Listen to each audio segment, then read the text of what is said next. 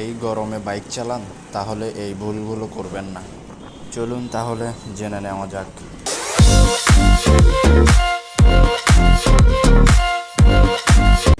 দেশে এখন প্রচণ্ড গরম পড়তেছে।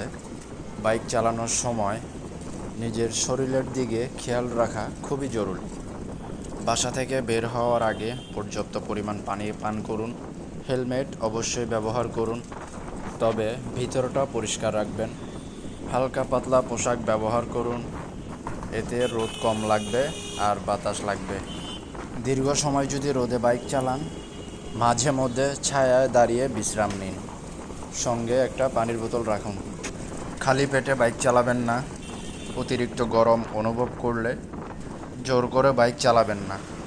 মনে রাখবেন, বাইকের যত্নের আগে নিজের শরীরের যত্ন নেওয়া গুরুত্বপূর্ণ। আপনি এই গরমে বাইক চালানোর সময় কী করেন, কমেন্টে জানান।